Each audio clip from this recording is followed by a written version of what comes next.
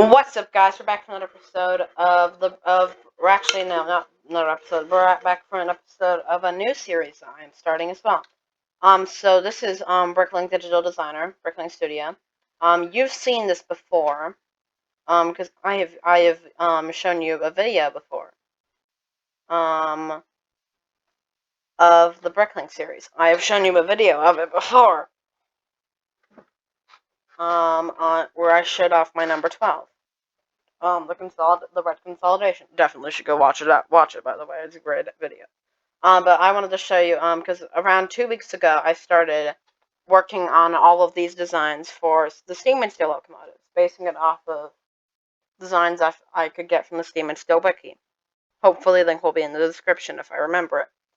I got a lot of my pictures that I've used for bases for these locomotives and tenders and all that from them.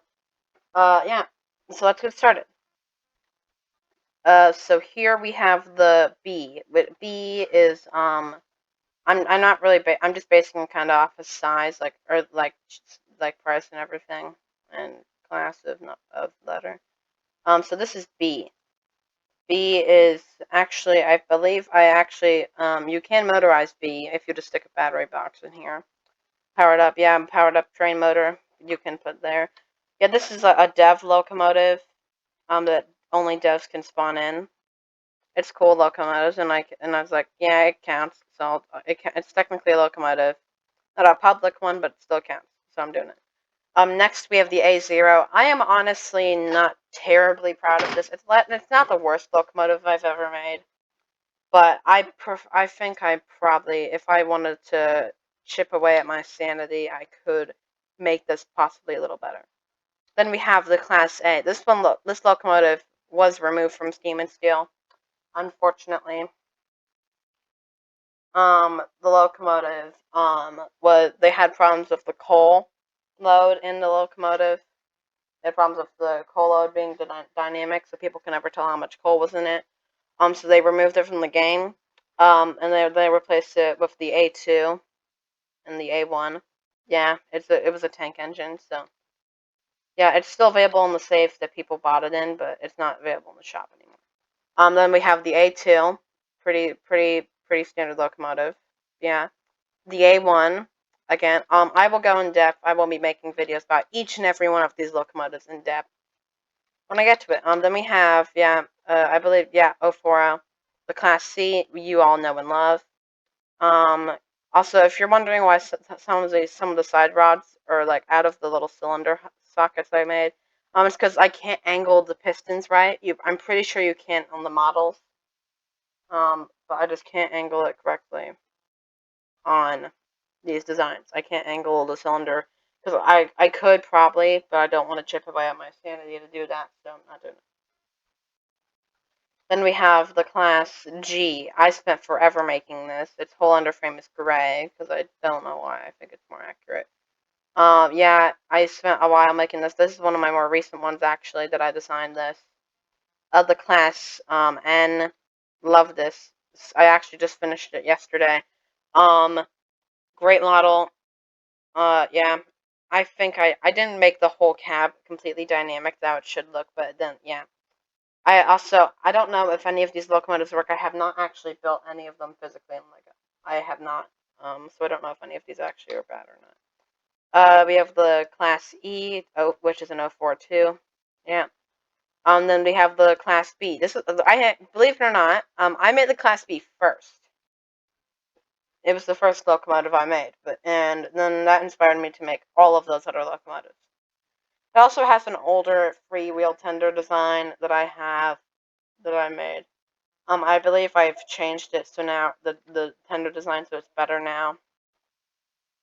I've made any locomotives. I haven't made any of the other locomotives aside from these ones because I didn't feel like making them. I'll probably get to them eventually, maybe not. Then the Steam and Steel tenders. So these are all the tenders from Steam and Steel. There's only 3, so it's a pretty easy category to do. So we have the free axle tenders. This is an older design. This is a newer design. Yeah, this is the newest design I've made. Free axle tenders. I like it. Yeah, this is not color dynamic, whatever. Then we have the 2 axle tenders. Yeah, pretty small. I'm actually gonna try building one of those. Then we have the KDNS 2-axle tenders, I think, if I'm remembering correctly. I might need to make a change or two to the design, but this is the tender. Yeah, 8 studs wide. I had made one rule when I was designing these. Well, obviously one of the rules is to make it as accurate as possible.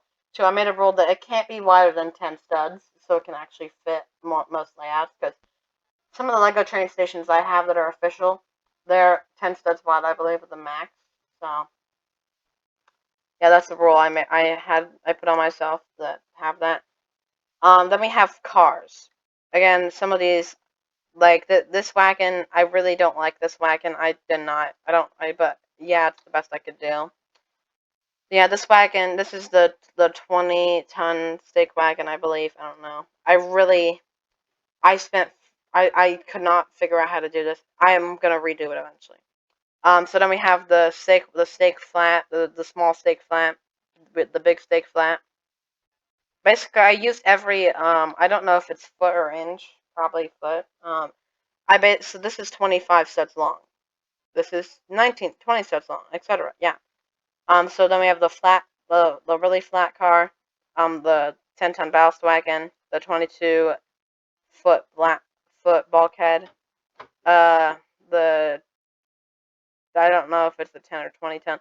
Basically a van, 10-ton van, the tanker, um, the 14-ton open wagon, and then the whatever ton van.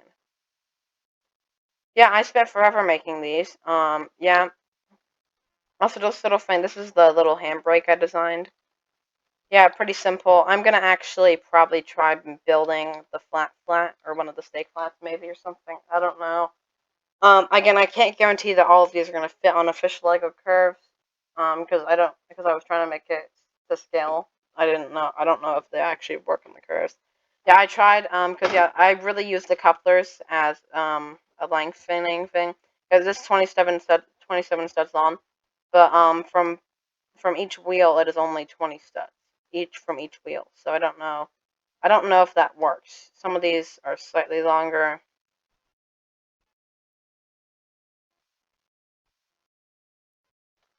This is 18 studs, yeah. So yeah, I don't know if somebody's. I can pretty much guarantee to you that the smaller cars work. I don't know about some of these bigger cars, but yeah, I can guarantee to you that at least the small stake flat, and the flat. Yeah, I think I'm pretty. I can. I'm pretty. I almost. I think I can guarantee that those ones work. But yeah, guys, this is how far I've made it. This is how far I've made it so far. Um, for this, yeah, I spent a lot of time. I probably spent 24 hours at least making just this. I'll probably get to the bigger locomotives eventually. Some of like maybe the B2 and the B2, the 044, and the Mogul are next on my list of locomotives, and the H2H and all those others. And those next on my list to make. I'm also working on a Shay for a friend. Yeah. Anyways, guys, please subscribe. Soon enough, the B's video will be made. Then the A0, the A will go with the A2, because they're the exact same. Actually, no, they'll be separate video. I don't know. Let's see. Anyways, have a good day, guys, and goodbye. Subscribe.